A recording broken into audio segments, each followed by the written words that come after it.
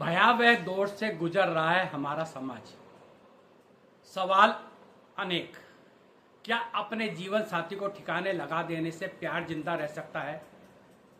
प्यार में अंधे होकर उठा गया कदम पूरे परिवार का जीवन खत्म कर देता है। क्यों छिन भिन हो रहा है हमारा सामाजिक और पारिवारिक ताना बाना? क्या हम पाश्चात्य सभ्यता का अंधे होकर अनुकरण कर रहे हैं या कोई और कारण है? क्या स्मार्ट मोबाइल फोन और उस पर चल रहे विभिन्न सोशल मीडिया प्लेटफॉर्म इसके कारण है?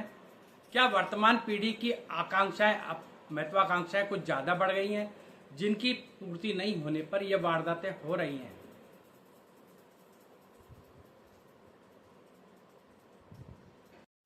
ऐसे बहुत सारे सवाल हैं जिन पर आज हम चर्चा करेंगे। बने रहिए मेरे साथ। मैं प्रेम आनंदकर, आप देख रहे हैं मेरा संवाद यूट्यूब चैनल। मैं आपका इस बुलेटिन में सभी का हार्दिक स्वागत और अभिनंदन करता हूं।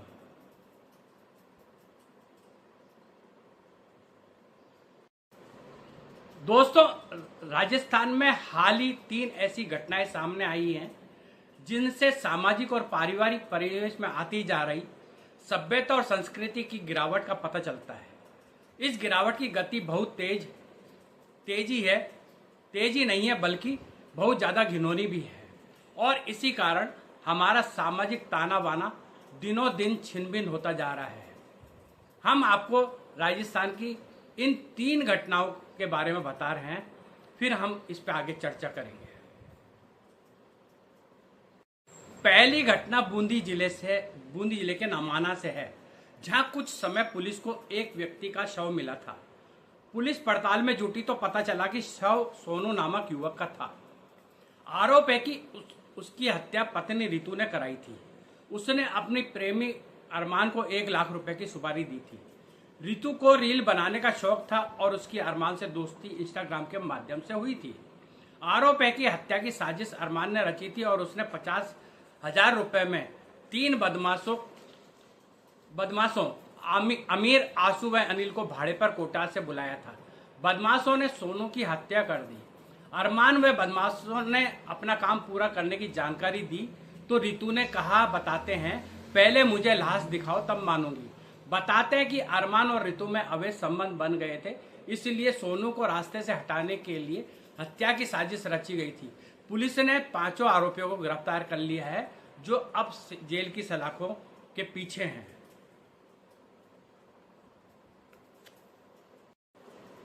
दूसरी घटना अजमेर जिले के किशनगढ़ की है, जहां पति ने पत्नी को मरवाया। अजमेर जिले के किशनगढ़ में सिलोरा भाजपा मंडल के महामंत्री रोहित सैनी ने अवैध संबंधों के चलते अपनी पत्नी संजू सैनी को ठिकाने लगा दिया। पुलिस के अनुसार रोहित सैनी के एक अन्य महिला रितु सैनी के साथ प्रेम संबंध थे। पत्नी संजू को रास्ते से हटाने के लिए 2 साथियों के साथ मिलकर हत्याकांड को अंजाम दिया। रोहित सैनी बाइक पर पत्नी को लेकर हाथी खान से सिलोरा की ओर जाने वाले सुनसान रास्ते पर पहुंचा। वहां पहले से ही उसके दोनों साथी इंतजार कर रहे थे। मौका मिलते ही एक दोस्त ने धारदार हथियार से संजू का गला रेत डाला। संजू के खून के सबूत मिटाने के लिए पानी की बोतल से अपनी शर्ट धोई और मृतका के गहने वहीं छोड़ दिए। पहले इसे लूट और हत्या की कहानी गढ़ी, लेकिन पुलिस की कड़ी पूछताछ में रोहित सैनी टूट गया और पूरी साजिश कबूल कर ली। पुलिस ने आरोपी रोहित सैनी और रवि मेघवाल को गिरफ्तार कर लिया, जबकि एक नाबालिग को निरुद्ध किया है। इसके बाद रोहित की प्रेमिका रितु को भी गिरफ्तार कर लिया गया है। इस घटना का सबसे बड़ा पहलू यह है कि रोहित के 4 साल की बेटी है, जिसे उसके नाना मामा के सुपुर्द कर दिया गया है। उधर रितु सैनी के भी एक बेटी है। रितु का अपने पहले पति से तलाक हो गया था। दूसरा पति किया तो उसकी किसी कारण से मौत हो गई थी। रितु की जिंदगी में आया रोहित तीसरा मर्द था।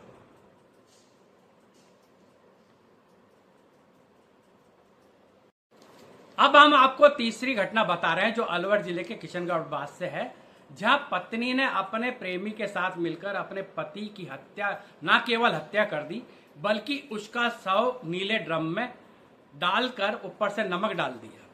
तो आप इस घटना को जानिए। पहले अलवर जिले के किशनगढ़ बास में लक्ष्मी और सुनीता नामक महिला ने प्यार में अंधी होकर अपने पति हंसराम का ने केवल कत्ल करवा दिया, बल्कि उसकी लाश नीले ड्रम में डालकर ऊपर से नमक डाल दिया ताकि लाश गल जाए।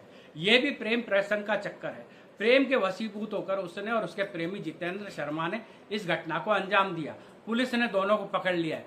पति हंसराम का कसूर केवल इतना सा था कि वह अपनी पत्नी लक्ष्मी और उसके प्रेमी जितेंद्र के बीच रोड़ा बन रहा था, जिससे रास्ते से हटाने के लिए ये घटना अंजाम दी। उत्तर प्रदेश में सबसे पहले नीले ड्रम में लाश मिलने का मामला सामने आया था, जिसकी पुनरावृत्ति राजस्थान में भी हो गई है।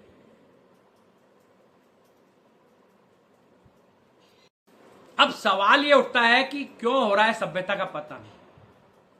समाज में इतना घिनौना पतन क्यों आ रहा है?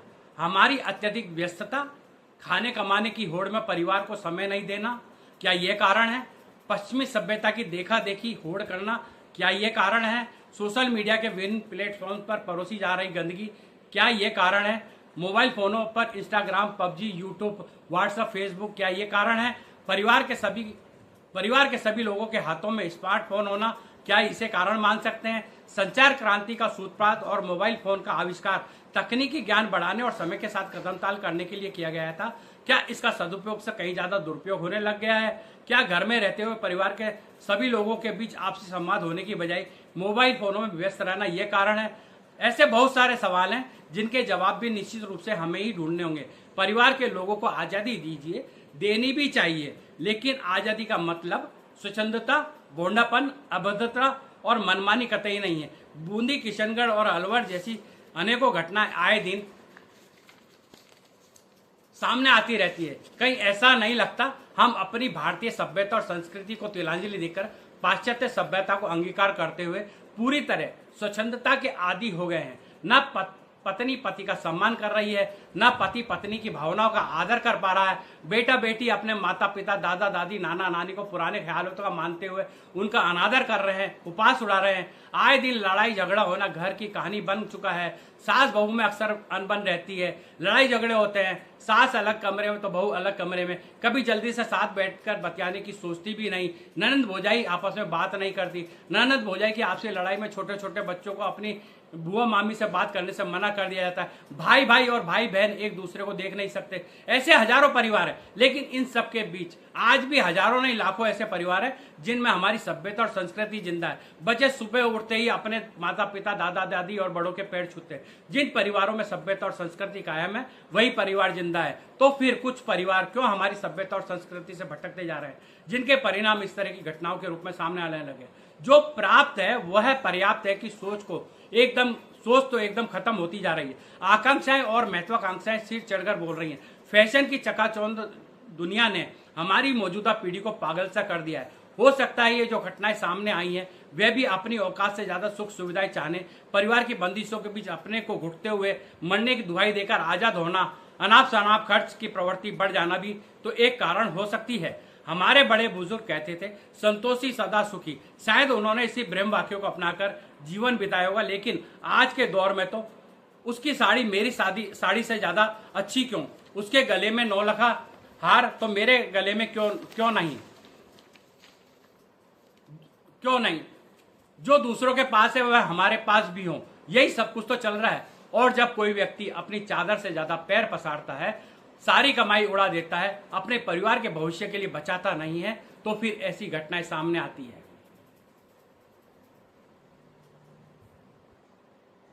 अब दोस्तों हम आपको एक चीज बताएं कि प्यार मरने मारने की बात कभी भी नहीं करता। राजस्थान में सक्करगढ़ के प्रख्यात हिंदी और राजस्थानी भाषा के कवि राजेश बादल हैं, जो कमोवेश हर कवि सम्मेलन में राजस्थान भाषा में लिखा अपना मिशन गीत जरूर सुनाते हैं, जिसमें वे शिरकत करते हैं। हालांकि मुझे इस गीत की पूरी पंक्तियां याद नहीं, लेकिन भावार्थ जरूर पता है। वे गीत से संदेश देते हैं कि प्यार कभी भी मरने मारने की बात नहीं करता, बल्कि जिंदगी को शिद्दत से जीने की सीख देता है। कुल मिलाकर इस ब्लॉग का सार यही है, इस एपिसोड का सार यही है कि हमारा सामाजिक और पारिवारिक ताना बना रहे, इसके लिए कोई कुछ नहीं करेगा, बल्कि हमें ही करना पड़ेगा। तो आइए हम अपने परिवार और समाज को बनाए रखने के लिए अब कुछ शुरुआत अपनी ओर से करते हैं और अपने परिवार में जितना हो सके शांति माहौल बनाए रखें, बच्चों को संस्कार दें। इस भटकाव का सबसे बड़ा कारण यह है कि आज बच्चे संस्कार विहीन होते जा रहे हैं, संस्कार अगर बच्चों में है तो वो तरक्की भी करेंगे, अच्छे पढ़ेंगे लिखेंगे भी और परिवार भी बना रहेगा। हमारा ये बुलेटिन आपको कैसा लगा बताइए, कमेंट जरूर करिए। और जिन लोगों ने अभी तक लाइक सब्सक्राइब नहीं किया है वे लाइक सब्सक्राइब और शेयर कीजिए। आपका सहयोग हमारा हौसला बढ़ाएगा।